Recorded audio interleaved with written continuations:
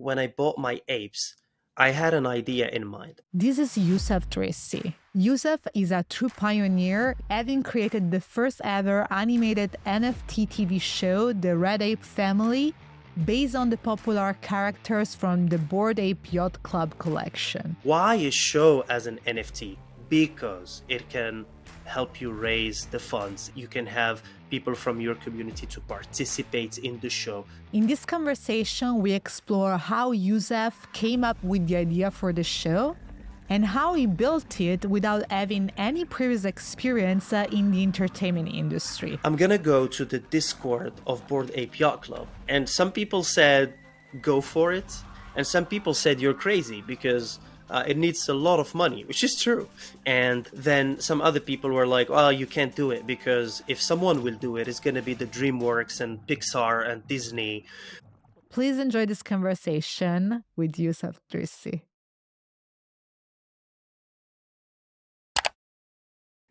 Youssef, Hello. welcome to the show. I'm very excited to have you here at Polyweb. Thank you so much, Sarah. Very excited too. So I want to start by talking a little bit about your background, because you are in the NFT space since the very beginning, basically. Out of curiosity, how many Bored Apes do you have? That's a good question to start with. I have 4 right now, but I Okay. used to have 7, Oh, wow.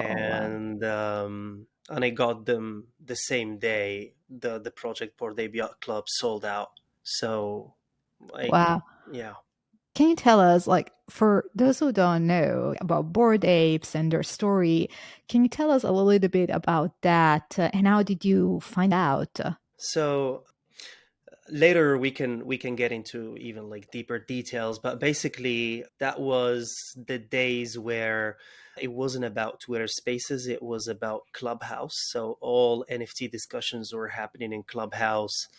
You'll sleep with your earphones actually, and you're listening to someone talk, and we made like so many friendships in that Clubhouse, etc. And basically what happened, I was in a room, a usual room where like I used to be there like all the time, and someone said, well, listen, there's this project, this is the next CryptoPunks, and they just sold out. And everyone was like, oh really, why did they sell out? And they said, well, Jimmy and Pranksy, who were at that time like huge, and they're still huge whales in the NFT space, they bought like 1,000 each or something like that. And so that like prompted a lot of people to follow, because at that time that's how it worked. Like you see a whale or someone well respected buying something, and everybody is going to follow. And that's I was at the right time in the right room. It's not because I'm like smart or something. I was just there at the right moment, and I took the risk. The smart decision I took actually is not because I'm smart, I invested in this, but like because I took the risk to do it. At that time, ETH was around $4,000. And when I bought them, they were around like between 0.4 to 0.6 ETH. And when you think that like, hey, I'm going to put like $3,000 into a monkey picture or an ape picture, and at that time like PFPs were not like really a thing, it was really crazy, especially if you will go for like 1, 2, 3 and then 4. And a few days later I bought another one at like 2.5, and then I don't know, 3 weeks later I bought one at 5 ETH, and people were telling me like I am mega crazy. And I fall in love with that ape actually. And it was ranked like top 150, and I was like, I want this ape, and I bought it at 5 ETH. At that time it was like really a lot of money, looking at like where the floor price was, and it was still like people discovering what are NFTs. That's basically how my ape journey started. And it paid off, I have to say. What was it like, be part of that community, especially at the very beginning? So it was really awesome. It was really awesome. We used to create clubhouse rooms, and like the owners of Bored Ape owners are going to join like these rooms, and Are we going to start talking and how is this going to be? Oh, we have IP rights. What are we going to do with this? And I still remember, like, with Farouk and other like big influencers now in the space, we will go to like other clubhouse rooms that are talking about something completely different, like a political issue, let's say in a country or whatever, and we will just do like this ape sounds, like whoo, whoo, whoo, whoo, whoo. And people were thinking like we're crazy. They were like, why are there 100 people with ape photos in here doing these sounds? But because we're all adults, I'm a dad, but I was doing ape sounds because I was so excited of being part of like a movement. We could feel that this is a movement. It's not just like a community, and a lot of friendships were created, and we were driven by this feeling that we belong to something that we knew is going to turn into something really massive, which happened at the end. Yeah, absolutely. So basically, you went from being like an early adopter and you slowly started to shift towards being a builder in the space. So, how did this process happen? You know, what was Sure. your thinking maybe behind it? And also the connection that you needed to do in order to move from idea to action? Sure. So basically, when I started in the NFT space, I started to help my dad. Basically, that's why I entered the NFT space, because he is a digital artist. And I remember like I was following up with what was happening in the NFT space, but like around like February of 2021, I think it Mhm. was 2021. Yeah, when the Neon Cat was sold at like $600,000. I was like, I really need to push even further with my dad, so he can sell art, so people can know about him, etc. So I moved from someone who came to this space just to help his dad, and then you start pushing other artists, because you can't just do it by yourself, so you have to lift others so they can lift you as well. And my dad doesn't speak English, so I was the one doing the clubhouse rooms to talk about his art, his journey, how he started like painting, etc. And so from there, because of that, I was in clubhouse at the right time to buy an ape photo. And so with that ape photo, I was able then to participate in other projects. So now I moved from someone who's there to help to someone who is a buyer of NFTs. And then from there, I'm like I made a couple of money by flipping a couple of JPEGs from other projects, not just like Bored Apes, etc. And that helped me actually to get the finances, so I can start also thinking, well, I can also do something, I can build something. That's my mentality anyway. I have this entrepreneur mentality. I can't just sit and flip other people's project. I have to create as well.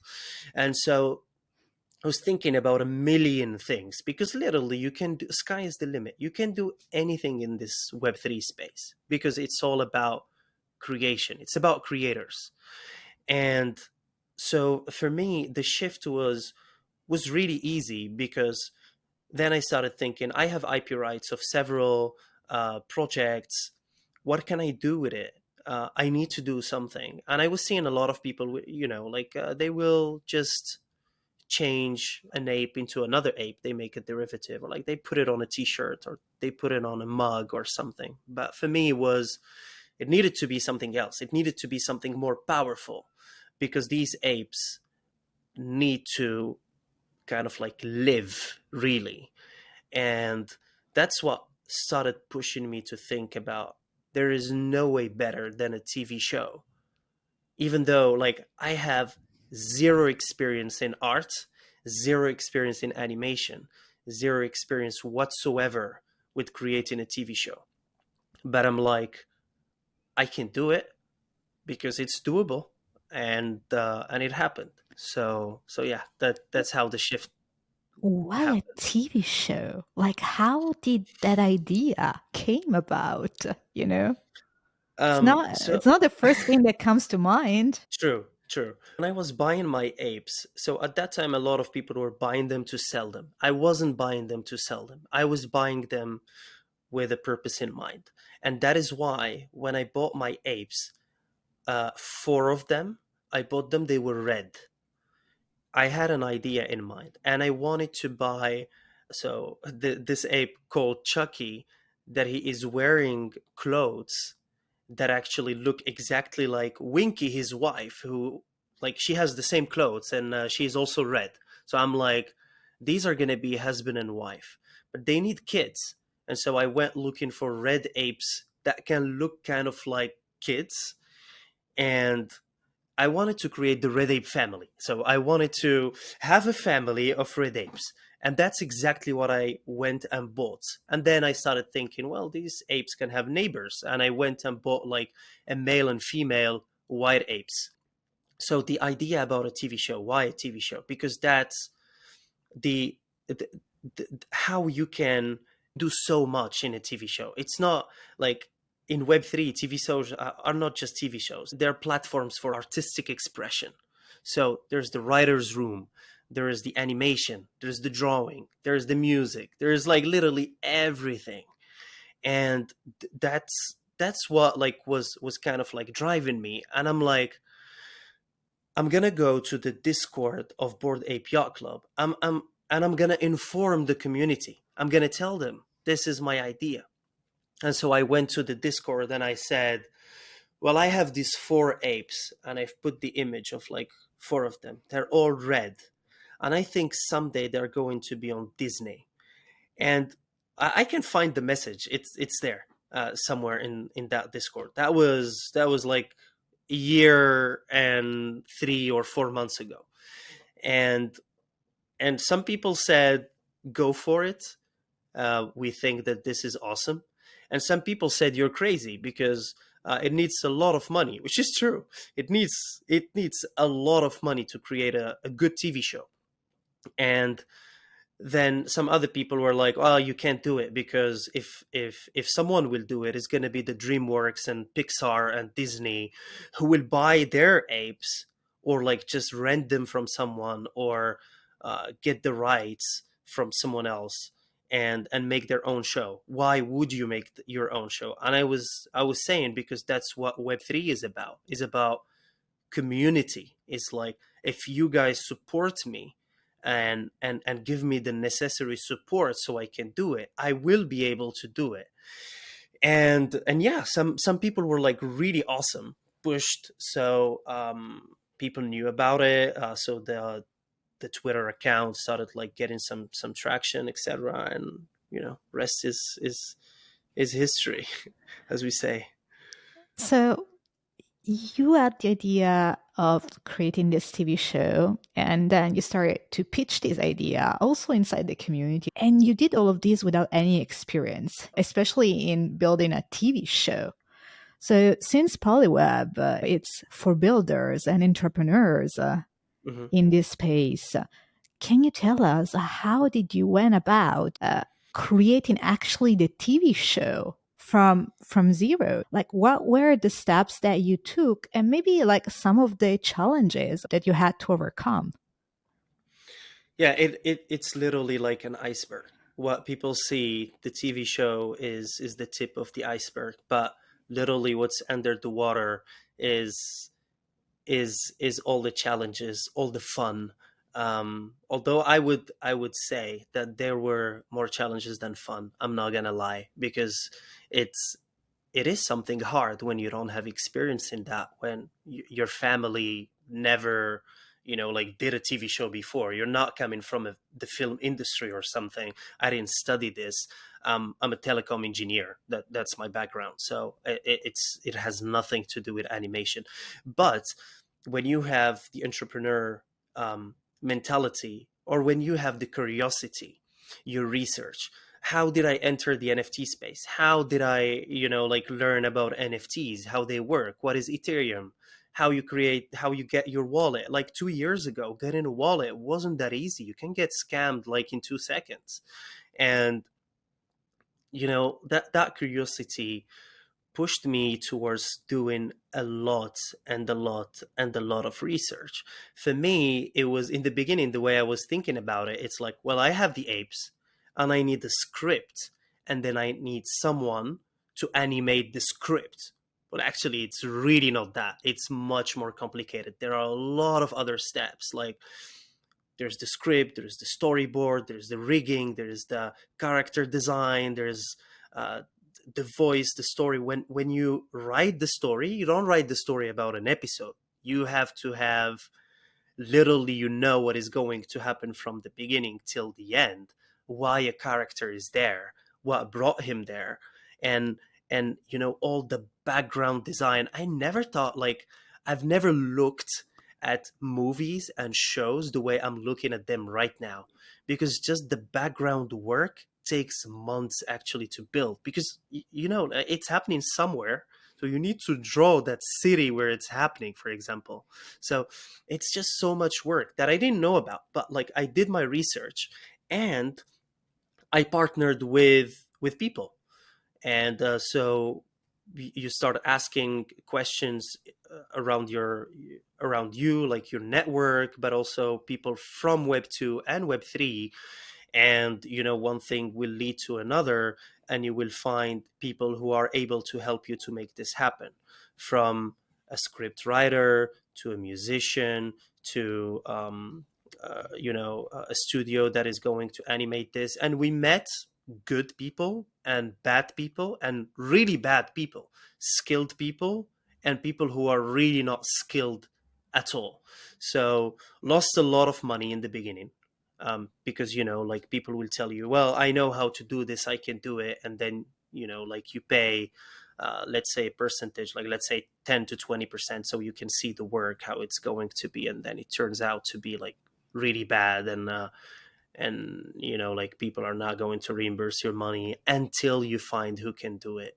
And when you look at the show, the first episode really wasn't great in terms of like animation. It wasn't. It's the truth, compared to episode 2. And that like pushed us to find even better people. So in the beginning, I had a script writer who was like, um, advised. I was advised to work with this person because he's amazing. He did this in the past, etc. And he is in Web3 as well, so I should like, support him by getting him to the show, because the show is all about supporting other artists, other creators, so people who write, musicians, artists, etc. And then like, you read the script and you're like, this is really not funny and really not good. And we found one who wrote like the script of the first episode, and a studio who animated the first episode. It wasn't that good, but that pushed us to become better, to do better stuff. Like right now, nowadays, where we are now, the animation studio that is working on the Red Ape Family is called Digitoons. They're the ones that worked on 2 seasons of Rick and Morty. The writer of the show now is from Hollywood, Adam G. Simon. And we got like, after the first episode, a lot of script from different other people, like from the son of Steve Harvey, from people here in Dubai, from people in the US, from Hollywood.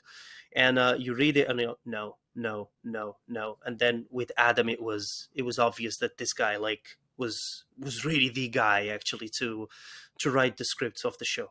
So it's a lot of challenges, because you have then a community. You need to raise funds, so you sell an NFT. The TV show was sold as an NFT, or as multiple NFTs, not just one. And then you raise that money, and then people rely on you to produce something that is good. And so people were not really satisfied, for example, with the first episode, but what we delivered with the second episode was just unbelievably good. And for example, we promised that all episodes are going to be 5 minutes long, and because people did like a lot the first episode, well, we delivered the 20 minutes long second episode, so they were like proud about being in this community, and it was really good. But yeah, the takeaway or the lesson from all this TV show experience is nothing is impossible. everything is possible, but surround yourself with the right people. There are a lot of fake artists, people who say that they know how to do marketing and they don't, people who say that they know how to, build a business plan and they have no idea about how to build a business plan for Web3 because it's different. It's something else. People need to surround themselves by the right people. It's super, super, super important. And have the drive, believe in yourself. Today is not a good day. Tomorrow it's going to be a better day. I feel like I have probably 10 follow-up questions about what you said, but I'm going to start, at the very end. You mentioned that uh, it's very difficult to find the right people and the one that are really competent to do something. Mhm. How do you spot them? It is difficult because the thing is, the Web3 space, a lot of people are driven by money and money only.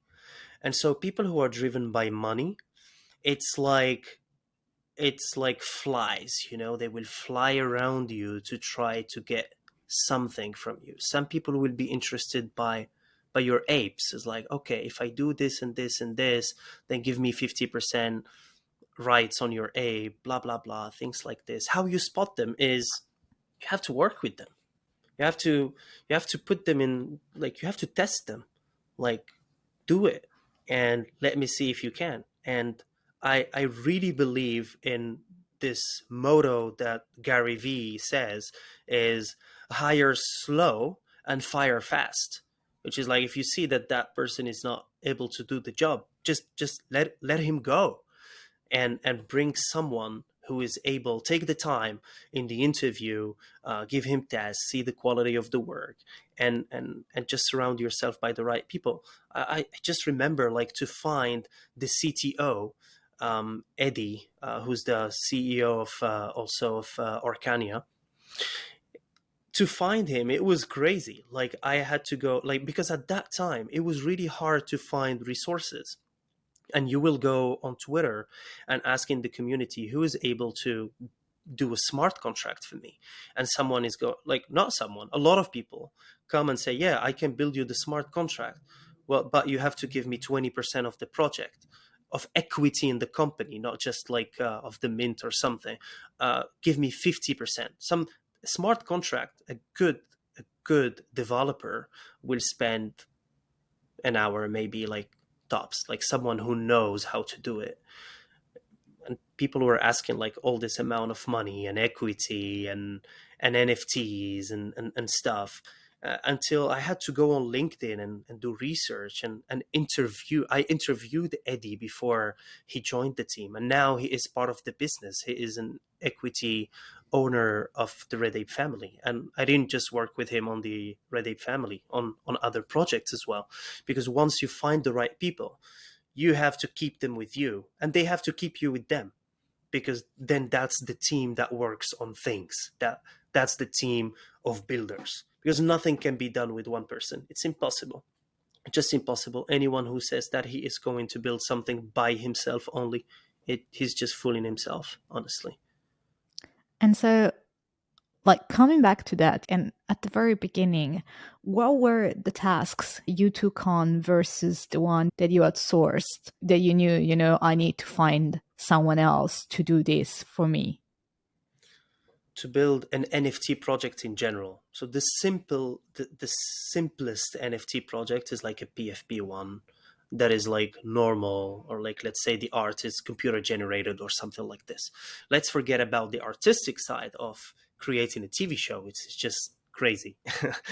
um, but you need to be able to build a community and build a project, and it needs to go together. So that's first.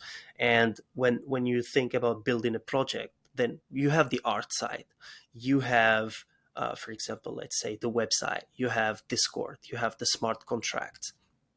You have, um, if you need to use a server, for example, you need to build your roadmap. You need to build your business plan. You need to build your marketing strategy. You need to build your Twitter, your Instagram, your presence in social media, basically. For us, it was much more complex, because where is the show going to be displayed? what our holders are going to get is much more complicated than what a holder of a PFP is going to get. Because if I can watch the show, then why should I buy it? Like there are these questions that can be asked, etc. And so you need to build the utility, you need to build the roadmap, you need to know in a year where you're going to be. And then you have the artistic side. Who is going to be the animation show? Who is going, like the artists, the ones that are going to draw the characters, the script, which script is good, how long it should be, 5 minutes, 10 minutes, 15 minutes. It There is a lot. Like I remember just the choice of the logo and the name and things like this. But these are details, and people will spend a lot of time actually focusing on these details. And generally, it should be the other way around. You should start with the idea, then have the business plan, see the numbers in front of you, know that this is going to work, and then start building at the same time your community. Because if it's just when I'm saying like building the community, you can have like a Twitter and then start like just trying to build also on Discord, because people know you and saying that I am going to be building something. So you're already like kind of like bringing people around you that know that this guy in a month or 2 or 3 is going to produce a show. So that's important, because a lot of people will focus, oh, I need a name and I need to buy a domain name on GoDaddy, and he will spend the day doing that, and that day is lost forever, while other Yeah. people are building. Because in the NFT space it goes so fast. We say that like a month in the NFT space is a year, and I remember like 3 days is like a month. If you lose 3 days, like, well, people now are looking at another project and they forgot about you. So that's basically like all the things that you have to think about. You need to have all that like in front of you. Okay, this should be first, this second, this third, this fourth. Or for this, I need to get an influencer or a celebrity. I need to talk to this person, and maybe I need to get business partners, and I need to raise funds, and I need to do this, etc. So it's a process. It's a long process, but if you have the drive, if you are ready to put the hours and the work, you can do it. That's for sure. That's really a lot of things that you have to put together in order to launch even like a very simple project, as you said, let alone a TV show, right? But now let's move forward one tiny step. So you're building the show and is coming along, then you have to launch it. You need to have a go to market strategy. Mhm. So how did you land on Apple TV with the Oh, show? it's a it's a long story. So there were several good steps that were taken.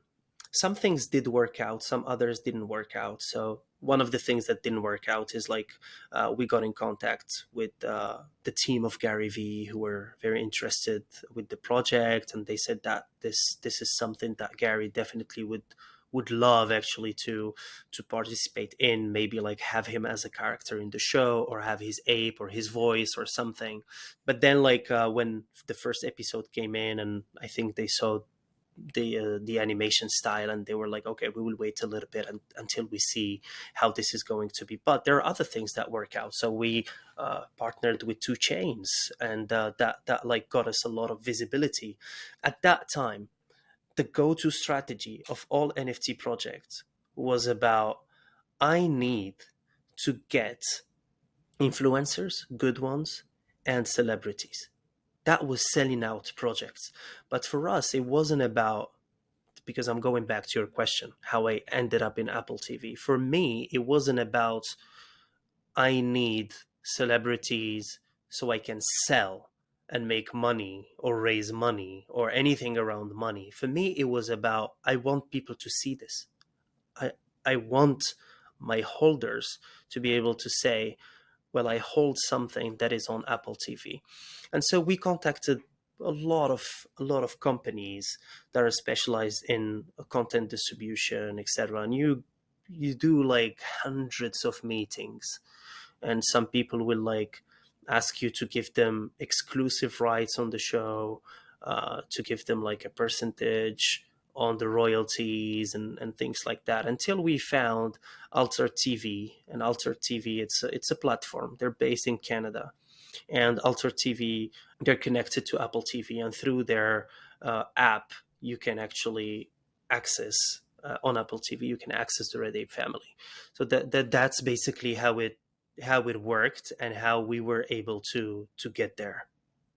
How long did it took you from idea to finally launch it? Idea was around, I would say, July, August August. July, 2021. August 2021. Yeah. Yeah. That's when I started like having the idea, and I started even like mapping in my mind the names of the characters that are going to be in the show, etc. And then, you need to do all those things that I talked about: finding the people, finding a studio, doing like all the hard work, all that part of the iceberg that nobody sees. And basically, the first episode was streamed. We did a premiere in Dubai with press, and people came in and stuff, because yeah, it's an NFT TV show. People were like, wow, this is something new and innovative, etc. And that was November 25th.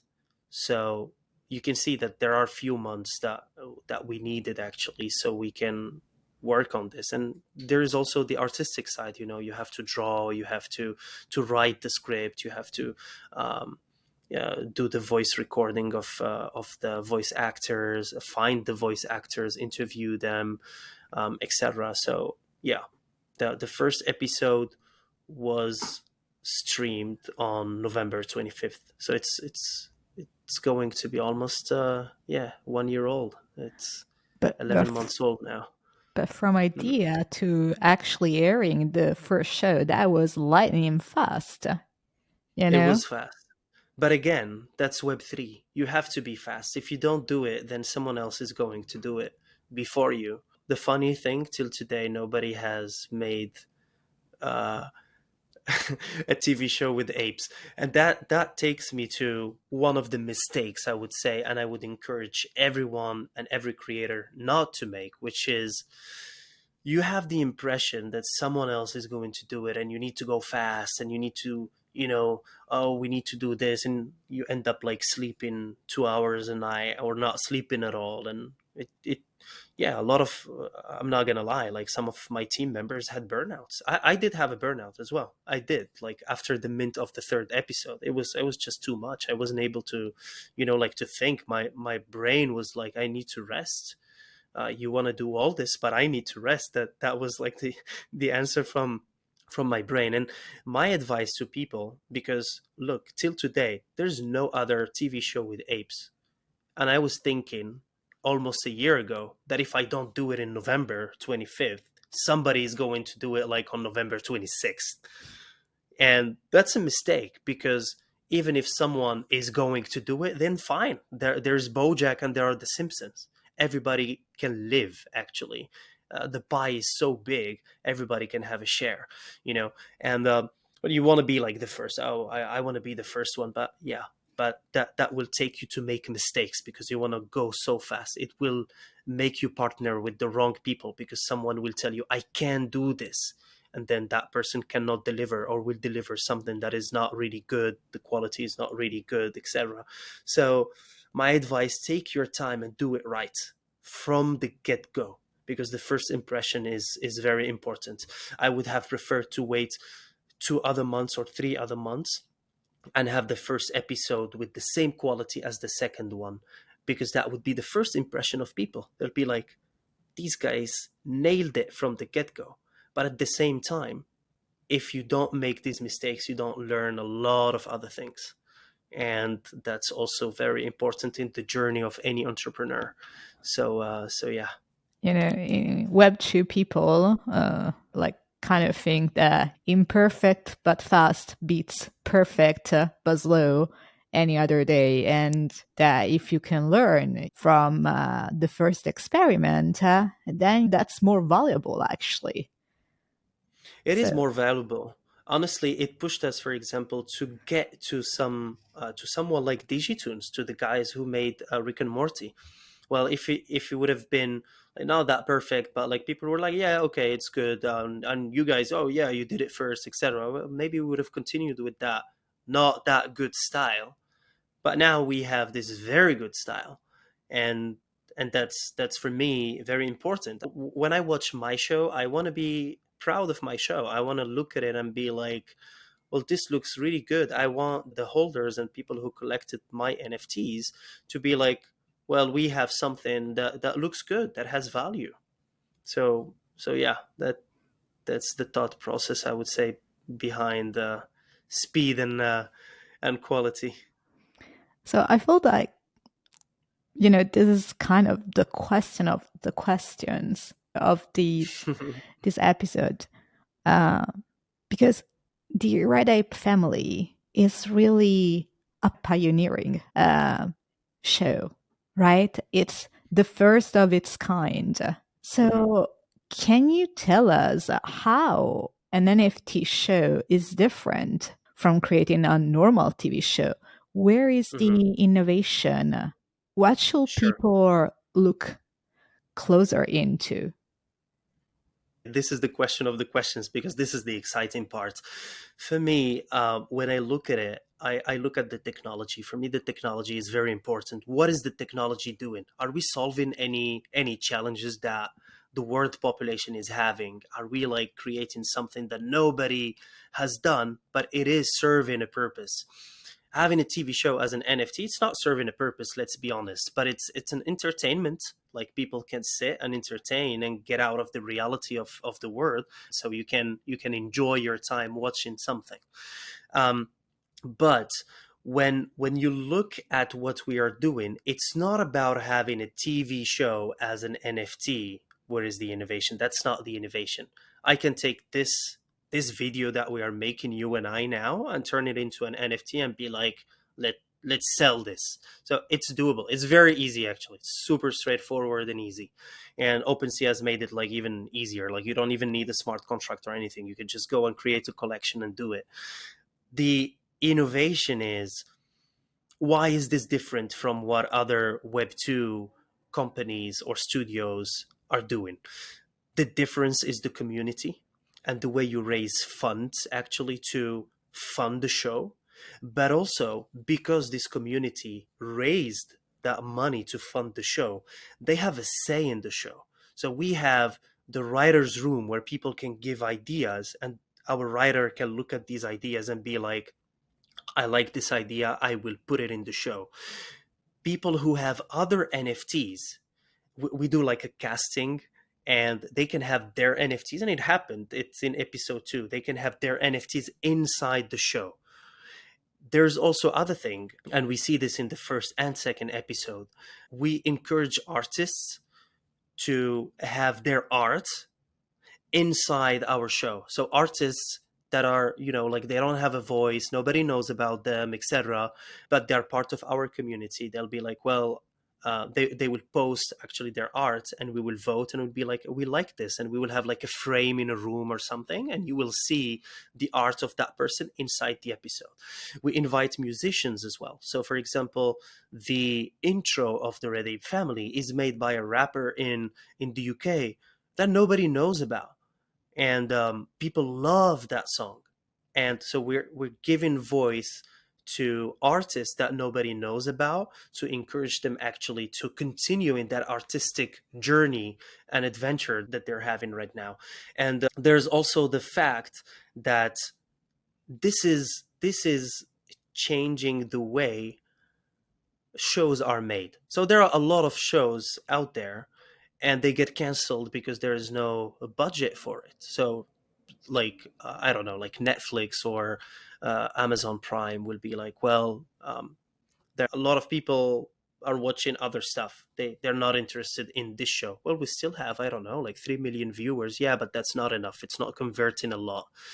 But a lot of people love that show, and it's getting canceled, and those people are gonna be sad.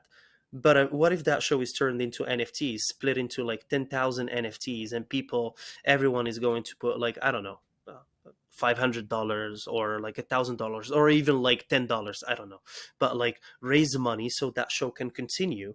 And then you will ask me, but what would they get back? Well, royalties. So when that show actually is being sold to Netflix or sold to another platform, that money, there is the owners of those NFTs will get a kickback. So it's like fundraising, but it's a smart fundraising. It's like it's on the blockchain. Nobody can like fake it or say it's not there. And anyone, and this is something that I wanted to talk about, anyone who says that, well, no, because we got a lot of hate from people who say that NFTs are bad for the planet, for the environment. Well, guess what? With the merge now, Ethereum consumption of electricity is down by 99%. So now YouTube consumes, I don't know, 10,000 times more electricity, or, just like playing video games consumes much more. Now, like, the blockchain actually really can be used without a waste of energy, and at the same time encourage people to continue to create, because if they have a community around them, they can raise those funds so they can produce what they want to produce. And for me, that's where the innovation is. Why a show as an NFT? Because it can help you raise the funds. You can have people from your community to participate in the show, to not dictate, but kind of like say how they want it to be, and have their NFTs inside the show. And you have musicians and artists and all that. It's amazing. This is collaborative. It's amazing. It's a platform. It's not just like a show about 2 3 people who are building it in the room. Let's go back one second about the community aspect of the creation of the show. I'm very fascinated by it. And let's still run the parallel with Netflix or Amazon Prime. If you were a TV executive there, really, or if you were a builder in the NFT space, in the Web3 space, how can you leverage the community? In which way and how? So basically, the community is everything, because for us, we raise the money before people were able to see the show. So if they believe in you, in your message, in what you want to build, and they're looking at the everyday step by step, so you're showing them that you're working and doing the work, they believe in you, you will raise the funds that you need to produce a show. So for Netflix, this is an untapped mountain of gold that they can actually get. The way to do it, I mean, they can contact me and I would tell them how. um, but yeah, Netflix already have a huge community. That's the thing. They already have like million of people that pay them every month to watch shows. But like, some are interested by one show or two shows or five shows, and some other are just there browsing like whatever comes, they want to watch it. But it's community is everything. It's what drives everything. And this is really quite the innovation, right? Because if I were to invest in the show, I can even have my digital avatar featured maybe in the show as one of the characters, right? You can, yeah, definitely. Definitely. So this is what one of the things that the community really loved, is to see some of their NFTs inside the show. And if you have an avatar, you can put that avatar on the blockchain and say my avatar is an NFT, and then it can get added to the show. But the beauty about the thought process behind why doing this in the Red Ape family. So if you have, I don't know, a squirrel NFT, and that squirrel NFT belongs to the Bored Squirrel project, and if you get that squirrel inside the show, then you have the entire community of that squirrel project that wants to watch your show, because they are all happy that there is one red squirrel that is inside the show. Same goes with a lion or with a cat, or and so in the end you end up with having a community of a lot of communities. So if I have a cool cat in the show, there are a lot of people who have cool cats, they are from the cool cat community. They want to watch the show, because they know that there is a cool cat in there. So that's why it's cool, because it's not just about one person who put his NFT in the show. It's also, if you put one NFT, it means you've put a project in the show, and then you're lifting another product. I mean, I can't say that I lifted Bored Ape. No, they lifted us. But for some other projects, yes, it did. Like, it was the first time that someone heard about a chimp or whatever or something. So it was a good platform to bring all these people together. Yeah, and it seems also to benefit a lot the original creators of the Exactly. avatar itself. Like it's Hmm. publicity also for them, right? And they True. also can earn from it. Let's go like one level deeper. Why should people really participate in such projects? Like, besides the possibility to be featured in a show, which is fantastic, but what are the economic upsides? How can they be Sure. rewarded? So there were, and there are several ways for them to get rewarded.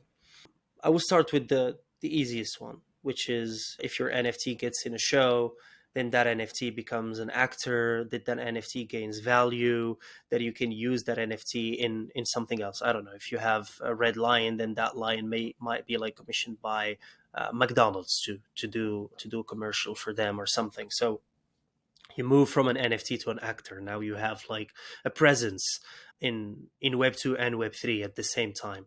So that's first. The second thing is, for us, all the money that we make from royalties coming from Alter TV, 50% of that goes to the community. And actually, we've put that in a pool of Orcania coin.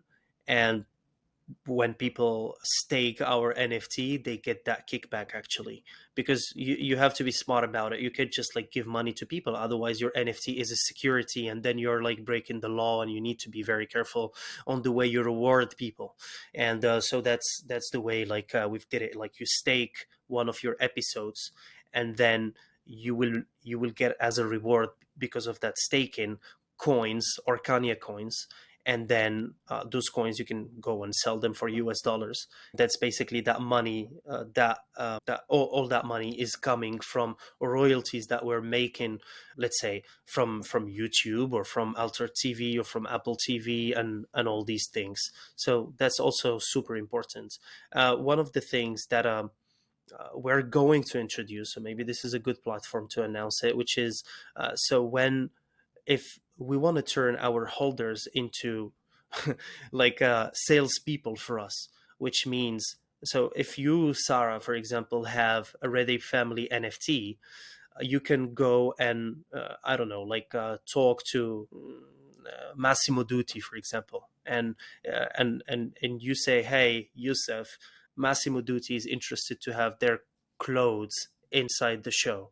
And so if we end up signing a deal with Massimo Dutti, then you will get 10 or 20% or whatever, like depending on the size of the deal. That's something that can also like bring a cash flow to us and to the holders as well. So there are multiple ways. I mean, as I said, like, we had ideas about creating a cinema in the metaverse.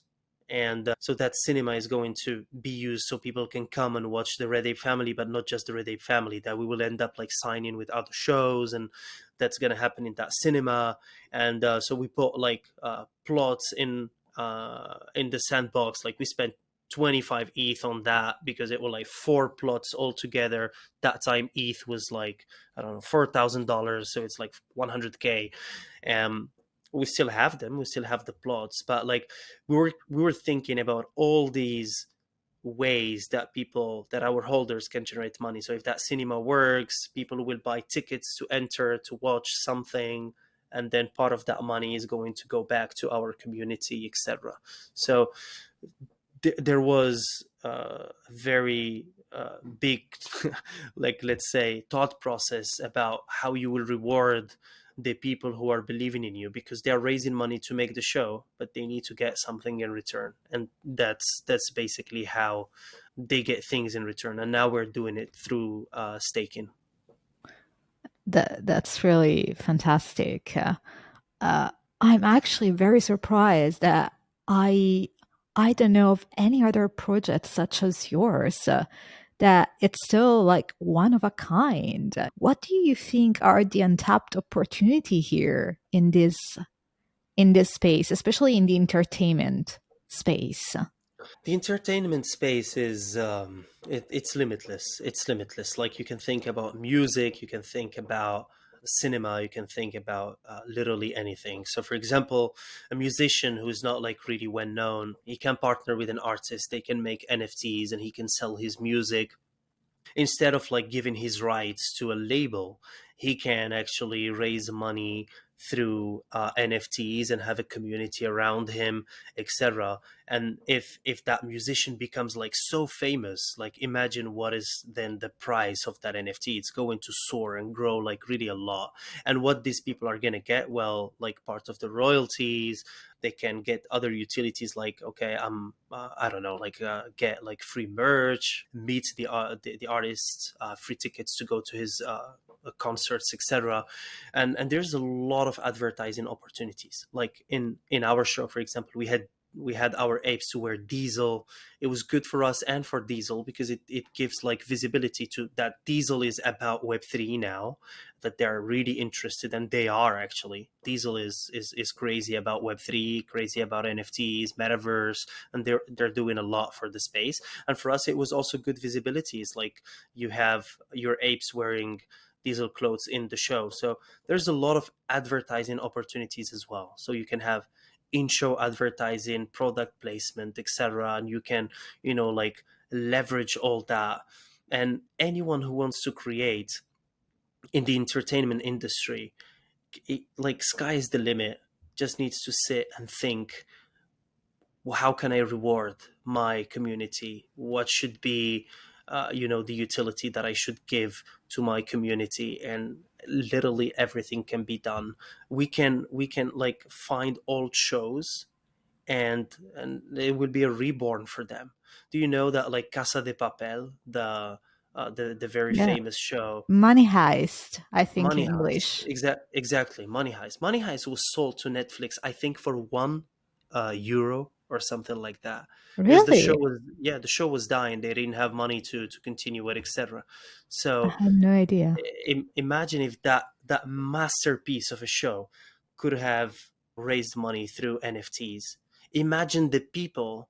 Then Netflix would have paid like really a lot of money to put it on their platform. Imagine the amazing royalties that these holders of those NFTs could have like got. So that's why I'm saying, like, in entertainment the opportunities are really really limitless. There's a lot to do. Unfortunately, it's a bear market right now, so we see a lot of people are like, oh, we will just sit and see how it's going to be. But right now is the right time actually to continue building, because there's no clutter, there's no noise, and the market kind of like flushed all that noise. All the people that were there just for the money, they're out, and it's now for the builders, people who are about the technology, about like the innovation and pushing the space forward. Like you touch now, the topic of the bear market. Um, how did the bear market impact the Red Ape family? In which ways? And what are the next steps now for the show? So the bear market was bad not just for the Red Ape family. It was bad for For the literally entire, yeah, of course. for the entire space, and basically for the Red Ape family.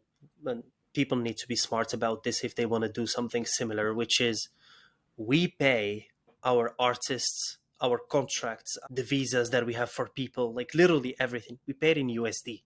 You pay them in dollars, but the money you raise is in Ethereum. So when you raise an amount of money, or like I raised this much, but then if there's like a sudden crash like what happened, well, then you don't have that amount of money anymore. So that's like one of the challenges. That's how the show got impacted. It's like we needed to be smart. We needed to stop some relationships. We needed to be smart about it, like the way we manage the team. How many artists do we still need? Do we need to have them in house, or do we need to have freelancers, etc.? And also the timeline, it impacted the timeline. Now if we have less people, then we need more time actually to produce the next episode, etc. It did impact us, I'm not gonna lie, but as I said, it impacted everyone else. But the main thing is to keep pushing and to keep building, and this is exactly what we're doing. We have the third episode, it's actually ready, and but only our holders are going to be able to watch it, because generally what we do to raise money, we use the episode that we made as a marketing material to raise money for the next episode. But because it's a bear market, you have to be smart about it, and you can't just open it up to everyone, because otherwise nobody is going to give you money for the fourth episode. But we already started building the fourth episode as well, so we're like tapping into our savings, etc., and everything to keep pushing, to keep building, because we know that this is something that we wanna continue doing. And yeah, it's a bear market, and then it's going to be the bull market, and then we will have another bear market. It just cycles, and yeah.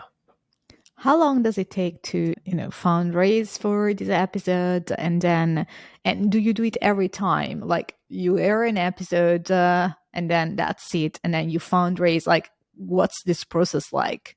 We did it episode by episode. Maybe it would have been smarter to do it for the entire season and do season by season, because at that time it was like crazy about NFTs, and we could have like raised the full amount of the season. But at the same time, I need to think also as the buyer. How is the buyer going to think if I come and tell him, when I'm going to sell to you an entire season of 10 episodes, and my promise is I am going to do it? There are a lot of projects right now till today, and they're still building, who said a year ago that they're selling you a PFP and you're going to get a game, and the game is still not there. So imagine if like, and then people are not going to really trust. It's like, this guy wants to raise, I don't know, like 10, 15, $20 million, and then he's telling me he's going to produce a full season. you know it's a lot of money, and people might be thinking, no, this is not going to happen. So for me, it was very important to do it step by step. First episode, second episode, third episode. So raise the money, produce the episode, and then use that episode to raise the money again, and produce and raise and produce and raise and produce, etc. I think it's a very interesting approach personally, because it's also a way to really stay close to the community and see if Hmm. they still find the story and the episodes valuable, right? Because otherwise you wouldn't be able to raise more money. And Hmm. therefore it's a nice way to stay in touch always with your community. True, true, and it's hectic. I'm not gonna lie, because going like mint after mint is very hectic. Like a mint, you need to prepare a marketing strategy for that mint. You need to do a lot of like Twitter Spaces, etc. I live in Dubai. NFTs are all about the US. Like most of people are in the US. A lot are in Asia as well, but like a lot of people are in the US. So you have to stay like late at night. Like doing Twitter Spaces at 4 a.m. your time is not fun. I'm not gonna lie to you. It's hectic. Then you need to wake up in the morning. I have a daughter. I need to take her to school, for example. So I wake up at 7 as a zombie, for example, because I was in a space. It's not easy, but as you said, you keep the community engaged, and you can it's giving you numbers, like you can see the numbers. It's like, okay, maybe if I don't raise enough money now, it means that people are not interested by this anymore. So it will keep you honest about your work and about what you're doing. But if you raise like from the get-go everything, well, it's true that it gives you that safety net that I have all the money, so I can go till the end of the season. But at the same time, as I said, like for me, it was very clear that if I go with the strategy that I will raise all the money for the entire season, I might not be able to raise that money. So let's take it like step by step, episode by episode, and then see how it goes. And it's working out so far. Even though like for episode 3, we didn't raise the money that we were thinking that we will be able to raise, but that was during bear market. So the fact that we were able to raise anything at that time was literally a miracle. So I'm happy about it, actually. It was very significant. I will Yeah. agree with that. And like when you raise less money, how does this impact the show? Like, for example, the storyline or the Timeline. length of the episode. Like, what does it mean? Yeah, you can play on different aspects. You can, especially if you're using freelancers, for example, some freelancers, you will tell them, well, I don't know, like I have, let's say, four background artists. Well, I'm going to say I just need two now, but it's going to take more time. So instead of like producing the third episode by September, where it's going to be in October, but it's better to have it in October than not having it at all, because the show died because there was no more money to do it. So yeah, it's you have to be smart about it. That's about entrepreneurship. You have to take the difficult decisions, the right decisions, and it's not always fun to say to someone, well, we can't work together anymore because we didn't raise enough or something. But people understand it's a business in the end, and you need to make the show because people are trusting you to make the show. It's about, you have a community and you have to make that show for them. So when I go to the studio, I need to look at this as a business. It's like, I have this amount of money and I have this amount of people. If I pay all these people, I don't have any more money, and I need to do marketing, and I need to do this, and I need to do that. So you need to be smart about it, know where to cut costs, and how to either streamline things or have a longer, let's say, period of time where you're going to produce that show. So we are approaching the end of the episode. But before we go, maybe you could tell us a little bit what's next for the show. Like how many episodes, for example, you plan to do to finish the season, and what type of surprises we should Yeah. expect from you, and maybe like spend a few words for the people that are listening on what you see is coming and what they should pay attention to. So about the show, my idea is at least to produce two more episodes, and then I have another idea is to take the main character out of the show and see his life before, how it was, because I kind of like want to use the metaverse of Bored Ape Yacht Club, the other side. Yes. Yeah, I want kind of like bring the show there. The main character's name is Chucky. I want kind of like Chucky to live there. So he kind of like needs to disappear from Muskville and appear in the other side, and have the show to be a little bit about him more than about like everything else. And the idea is already mapped out. I'm super excited actually about it.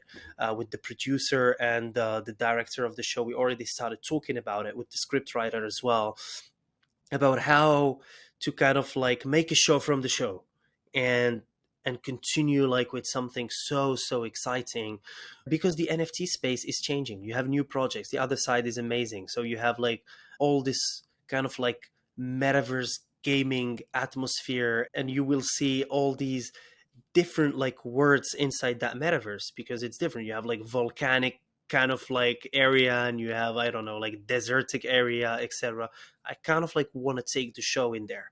So that's like what's, I would say, the future of the show. In terms of like, like continuing to raise funds, etc., we will tap a little bit into what's in there from the web 2 kind of like way to do things. I mean, and there's nothing bad about doing it. Like Bored Ape did it, is like getting VC money. Cool Cats did it. Like a lot of projects did it. You get VC money and you're secure, then funded, so you can continue thinking just about creating. Because all the time that I spend on thinking about the business plan and raising the money and paying at the end of the month, all the bills, etc., that's time that I'm not putting into signing new partnerships and creating more, putting more ideas, etc., and spending that time with the producer and with the director and with the script writer, etc. So the show is continuing. Exciting stuff are going to happen. And what was the other question that you asked me, if you can remind me?